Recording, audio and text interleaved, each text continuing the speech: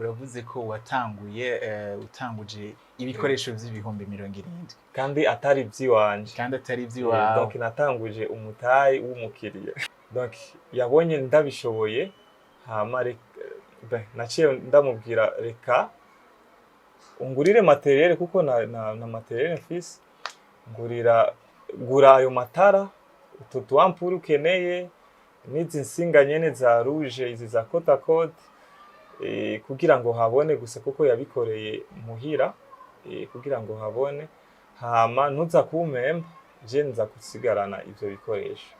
Byari ibikoresho vya 70,000 francs nivyo natanguranye. Ego, donc à partir y'ivyo naciye ndabisigarana, hama naciye nangura kuinteresa rero abantu bagira amadekora. Ugiye kugira dekora ahantu ntiwoza urampamagara ndakugirire éclairage, uko nyene niko nagiye menyekana. Abakunzi ba televiziyo Heritage ndabashimira cyane kuba mubandanya mukurikirana ibiganiro vyacu. Kazi mu Kiganiro Umukristo ni ikiganiro nk'uko mubimenyereye, ari ikiganiro kiduha akaryo ko gusohoka no gusanga abakristo mu bikorwa bitandukanye. Rero kuri uno munsi twaje hano kugira ngo dusange umwe mu bakristo bariko barakora ibikorwa bitandukanye, harimo n'igikorwa cyo kwatsa lighting. Reka ndamuramutse hanyuma anatwidondore. Aramutse. Ego, aramutse. Urashobora kutwidondora udugije n'akaje? Ego, mu bisanzwe nitwa Uhuru Daniel, mugabo benshi bakunda kunyita umwuga wanyise Daniston. Uhuru Daniston. Stone bisigura Stone, rocher, ibuye. Ego. Reference kuri Kristo. Mugabo banaziriye uko par rapport ya papa wanje yitwa Stone, rero Daniston, Dani wa Stone niwe bashatse kuvuga. Okay. Hanyuma mu mwidondoro wawe usanzwe urongoye n'ishirahamwe rikora ibikorwa bitandukanye, wotubwira? Ego, je nsanzwe kwanza ndi umukristo, sengera Eglise Fekabu mu Nyakabiga, hama nsanzwe ndongoye societe yitwa Sure Events Company, ego ikorera Nyakabiga.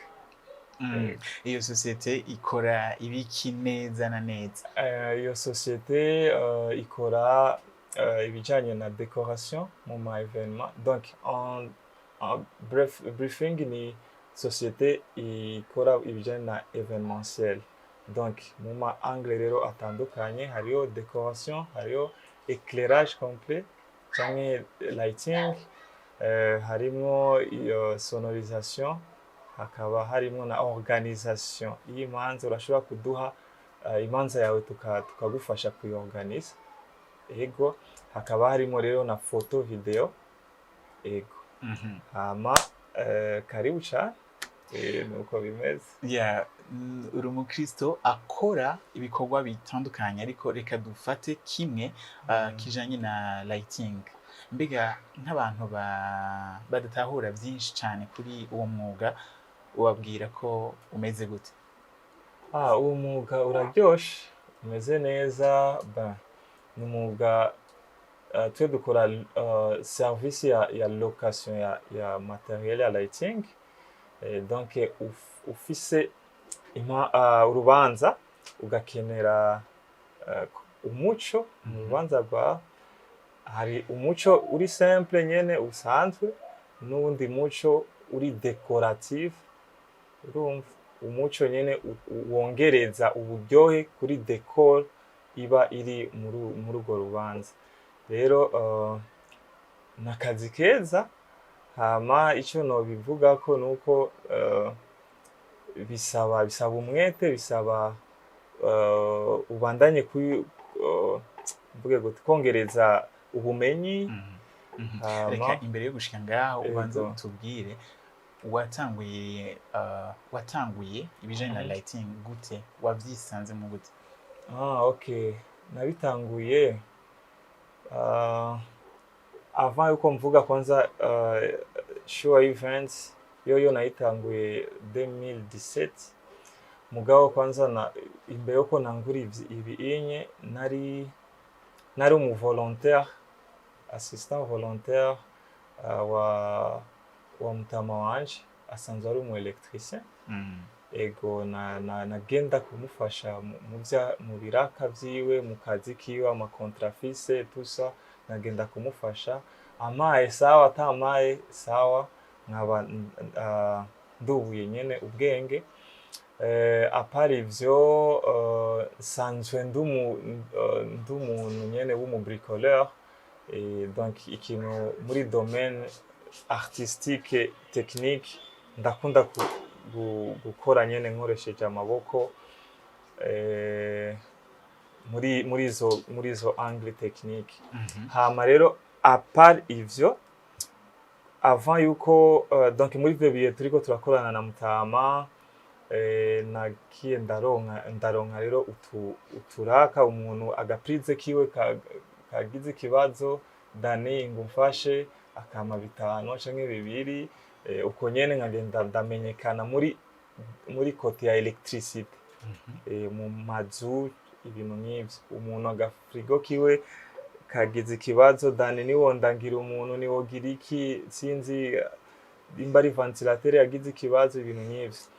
Hama nari mfise umugenzi w'umukuru wa groupe nahora ndirimbamwo wa Best Friend of God. Donc muri yo 2017 yagize rero mariage, yagize dot. Muri iyo dot yansabye ko asanzwe abona ko ngira ibi bya electricity, yaciye amupropose none niwoza kungirira kunshirira amatara muri dote yanje, mbuze umuntu yonshirira amatara. Ego hama ni naho haje icyumviro cha show event. Donc gute, donc yabonye ndabishoboye, hama naciye ndamubwira reka ungurire materiel, kuko na materiel mfise, gura ayo matara, utu ampure ukeneye, n'izi nsinga nyene za rouge, izi za côte à côte, kugira ngo habone gusa, kuko yabikoreye muhira, kugira ngo habone. Hama ntuza kumpemba, je nza kusigarana ivyo bikoresho. Byari ibikoresho vya 70,000 francs nivyo natanguranye. Ego donc a partir y'ivyo naciye ndabisigarana. Hama naciye nangura kuinteresa rero abantu bagira ama decor. Ugiye kugira decor ahantu, ntiwoza uramamagara ndakugirire éclairage, uko nyene niko nagiye menyekana. Ego. Mbega nyene uravuze ko utanguje 70,000, ibikoresho vy'ibihumbi 70, kandi atari vyiwanje, donc natanguje umutayi w'umukiriya. C'est trop intéressant. Kugira ngo uvuge uti iyi éclairage yatotse, biba vyagenze gute? Wakoresheje ibiki? Bivana n'ubunini bw'ikibanza, biravana n'ikintu uba ukeneye, kuko éclairage ivana na resultat wowe ukeneye. Dufate aha nyene twagize aka kantu gusa ka bleu, kuko ntidushaka birefu, urumva, iyo ni example. Mugabo hari ahandi vyosaba ko tujana equipement yose, hari ahandi vyosaba ko ivyo dufise twongereza, tukakota ku bagenzi turi en partenariat, nabo bakaza kuturenforcer. Donc bivana na byinshi, bivana na resultat wowe ukeneye. Iyo resultat ukeneye ni ikikubwira okay, dukeneye amatara azunguruka ajya manini angahe, dukeneye ayatazunguruka angahe, dukeneye ibintu nk'ivyo. Tukiri kuri ivyo nyene, hariho umwotsi abantu bagira ibijanye na éclairage abantu bahora babona. Mbega urya mwotsi witwa gute? Mbega urya mwotsi nta ngaruka ufise ku magara y'abantu? Okay. uwo mwotsi nta ngaruka kuko si twebwe kwanza twawutanguje, si kontina ya Afrika yabitanguje, byavuye hanze, nabo barabikoresha, donc nabo barabona ko atangaruka bifise. Depuis imyaka maze gukora muri lighting sindabona ingaruka mbi yabyo. Yego. Hama entretemps n'uwo mwotsi dusanzwe twikorera uwo mwotsi nyene, donc liquide abandi bagura hanze, twe dusanzwe tubikorera aha nyene muri maison yacu, abantu bakaza kuturangura. Kuko twasanze turiko turatakaza amahera menshi tugura ahandi, twaciye twiyumvira ingene two kwiga ubwo bumenyi kugira ngo tuze turavyikorera baturangure. Hama uwo mwotsi, iyo mashini yitwa smoke machine canke fog machine. Ni entre muri izo zibiri, nta kibazo. Nawo uyita fog machine canke smoke machine, byose ni sa mu gifaransa niho benshi bawita fumigène. Hanyuma ndakubaze, mbega éclairage ikoreshwa hehe na hehe? Éclairage ikoreshwa hehe na hehe? Donc éclairage ikoreshwa ahantu hose hari umwijima, mugakenera ko habona. Iyo niyo base kwanza ya éclairage. Donc ikoreshwa ahantu hari umwijima, hama mugakenera ko habona. Rero bigaca bidepanda n'ingene mushaka ko habona. Uravuga uti nko ngaha nifuza ko habona gutya. Ego. Hanyuma ugaca umenya ingene upanga amatara. Ego. Ni nkuko urashobora kutuhamagara atari gusa mu manza, ukatubwira twebwe dushaka ko mudufasha aha imbere ya portail habona uku nuku nuku. Urabyumva, tukakubwira gura devis, gura ya materiel. Aho si location ni vyiwawe bizosigarayo. Bivana na besoin ushaka, hama tukaca turaba les matériels ziri compatible naho hantu. Kuko ariyo amatara utoshira mu mvura, ariyo nayandi ushira mu mvura ma waterproof. Donc bivana na besoin ihari na evenement ihari canke igituma ukeneye uwo muco. Hanyuma tugarutse muri Bible, mbega ibikorwa uri kurakora woba ufise nk'ahantu muri Bible hakutera intege kubikora? Washa n'ahantu henshi, ni Bible nzima. Ni Bible nzima kubera iki? Dutanguye kwanza, au commencement Dieu créa la terre. Au commencement Dieu travailla, nuko no bivuga. Donc imbere yuko wogira ibintu byose, à part kuba umukristo, travail. Kuko na Bible yonyine iratubwira celui qui ne travaille pas nabwirizwa kurya, udakora nakarya. C'est la Bible. Ni benshi tugiye Nouveau Testament, Paul yarabaza amahema. Yarashona amahema, sorry. Tugiye muri Ancien Testament, na Yesu baravuga ko yari umushafanzi. Ni byinshi udakoze. Sinumva ko nsanzwe nitwa Daniel wenyene wo muri Bible yari umukozi gose. Umuntu ashobora gukora muri royauté zishika nka zine. Uyu mwami akava iyindi institution ikaza akabandanya akora. Donc yari umukozi cyane de telle sorte que buri mwami yashaka ko bakorana. Kandi ni byari by'Imana, ngo Imana data, Imana iki, kugira aho ya akazi yakora muri leta, muri administration y'igihugu. Donc ugukora Bible iravyankuraja cyane, cyane gose. Na Yesu ubu ariko aradutegurira aha.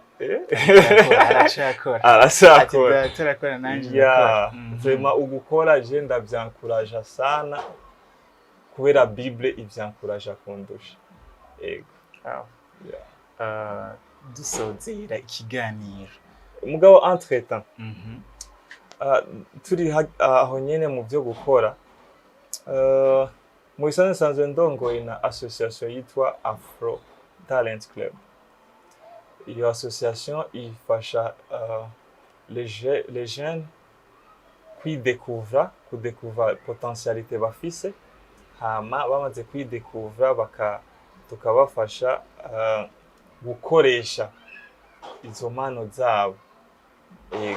Rero ikindi kintu cyanyankurajije kubandanya muri iyi projet canke iyi societe kugira ngo ibandanye, nuko nashaka guprouva ko c'est possible étant chrétien, étant africain, uravyumva ko wotanguza ikintu entreprise ugahera kuri zero hama ugashika ahantu, ugahera kuri ntaco mfise mugabo mfise talent, mfise potentialité iri muri jewe, nzi gukora iki niki hama okay nta mahera mfise mugabo umukiriya amahera ari autour de nous, abakeneye gusa ninde muntu afise valeur twokweshanja n'uwo muntu ayafise.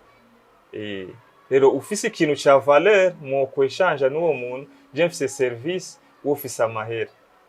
Rero donc ntazi ico mfise biragoye ko twokweshanja, kuko abakristo benshi kandi benshi Bible bivuga neza ngo twishwe no kutamenya. Ufise byinshi, umuntu wese avuka afise potentialité, na wa wundi ubona uyu navyo afise, umusuzumye neza ukamuha iyo opportunité yo gukora ibimurimwo, wosanga afise ikintu yo kwaporta kuri iyi si, kuko nous sommes des solutions de Dieu pour ce monde. Gute? Donc Imana yararavye par exemple muri iki kinjana, ninde muntu kumbure yoza aba ariko arafasha kumbure abantu ku bijanye n'iki kintu iki ni solution nogira ni iyi. Akiyumvira reka muri ico kinjana nzoreme niki araje. Rero Nick araje mugabo ntiyiyizi, nashaka kuba meilleur de soi, donc abe version nziza yawe, ashaka gusigara kuri, urabona par exemple tuje ku ma iPhone, wowe ushaka ugume kuri iPhone 1 mugabo uwundi akaguma yitravaya akagerera kuri iPhone 15. Donc Dani 2023 ategerezwa kuba ari muto par rapport ya Dani 2024. Ico ni ikintu kimwe mu bintu bimfasha buri gihe. Donc sinikompara n'abandi, sindi muhigano n'abandi, ndi muhigano na jeje nyene. Donc Dani 2017 natanguye muri 2017 sur event. Dani 2017 mbega nico kimwe na Dani 2024? Oya. Negerezwa imisi yose kumenya yuko trimestre iheze. Ikintu kimfasha, donc umwaka ndawugabura muri trimestre, mu matrimestre kugira ngo bimfashe kureisisa mu cyo ndiko ndakora. Iyi trimestre iheze, Dani w'iyi trimestre na Dani wa trimestre ikurikira, nk'ubu twatanguye indi trimestre, Dani wa trimestre ikurikira, mbega ni wa wundi canke ari akandi kantu kiyongeye. Martin Luther niwe yavuze akantu keza, udashoboye kwiruka marche, udashoboye kugenda avura. Donc de telle sorte que habe aka mouvement ubu uriko rakora kakujana kuri objectif ya. Donc mu ncamake novuga surtout les jeunes tuve mu bintu byo kurindira amanani y'abavyeyi, abavyeyi ntibambona ntibambrancha ndafise umutonto atambrancha ukaguma wiblama ukubye imihari abatonto n'abandi kandi muri we wariyo vyose genda ugira ubuvolontari ahantu aho Imana izogusa Bible ivuga neza ngo ihezagira ibikorwa vy'amaboko yacu none ibikorwa vy'amaboko yacu none wewe uraryamye urasinziriye urarindiriye bive he uzoja mu vyumba by'amasengesho imyaka 8 10 20 nuronke n'ikintu na kimwe kubera iki amahera araciye ubwenge nuko je novyita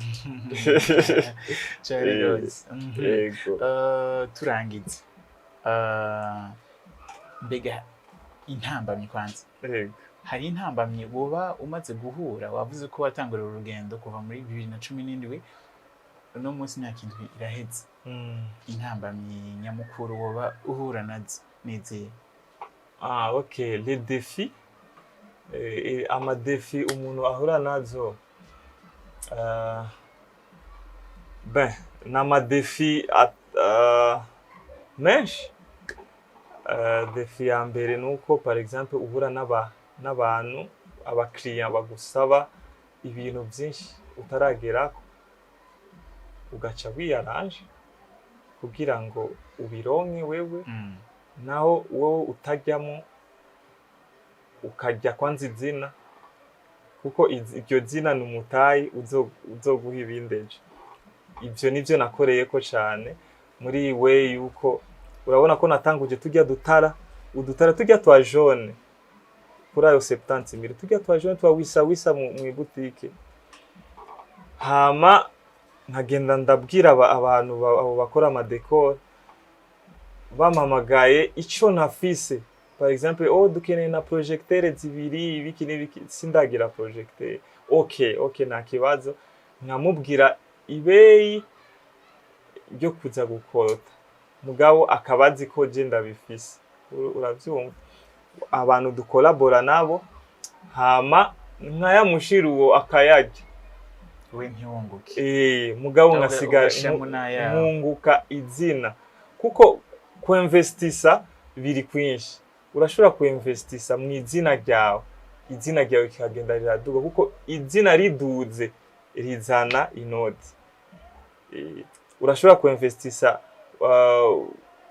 mu bwenge bwawe connaissance iduze irongereza inoti donc mvuga iki ahantu hambere umuntu yo kuinvestisa ni kuri wewe donc niyo mpamvu probleme zose ziri kwisi ku bantu zirindani ke hanze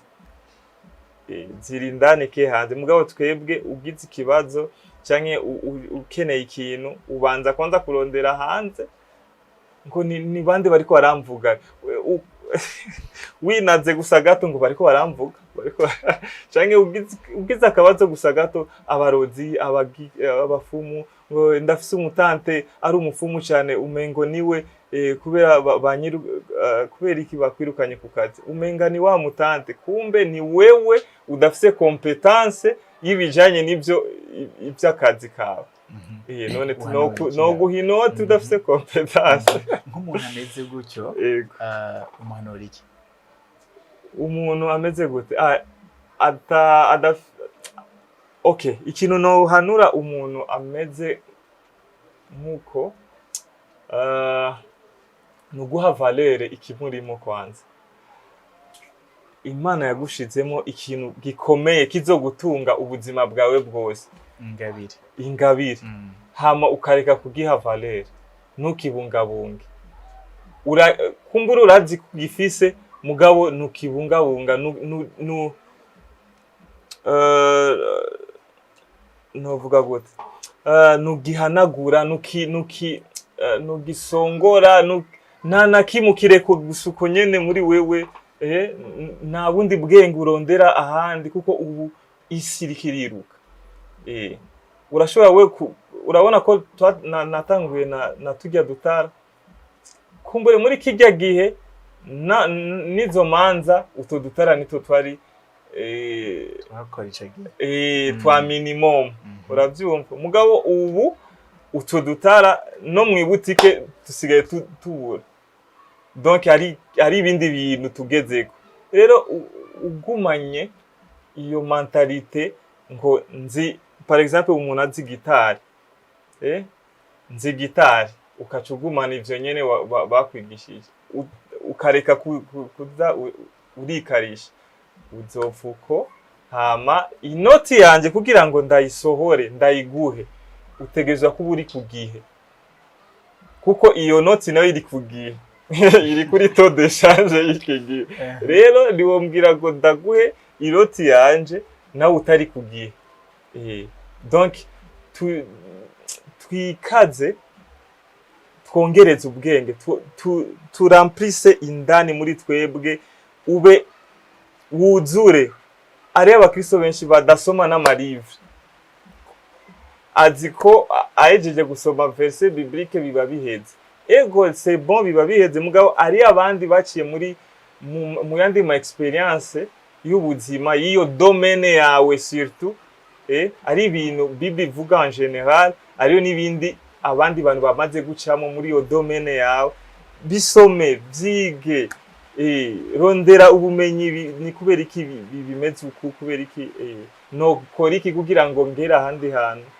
nivyo no Denniston Uhuru ndagushimire kuba watwakiriye ego merci gose nshimiye na HTF kubona mwatwiyumviriye ko mukaza merci gose karibu murakoze reka nongere namwe ndabashimire ngira mwashoboye kumva ibitari bike kandi twizera cyane yuko kino kiganiro kiriko kirafasha umwe canke babiri n'abarenze bivanye n'ivyo umutumire wacu yatuyagiye turangirize hano ikiganiro c'uno munsi duhana isango muri Ndi Umukristo utaha Imana ibahezagire mushikare kugubwa neza aho muherereye hose naho ubutaha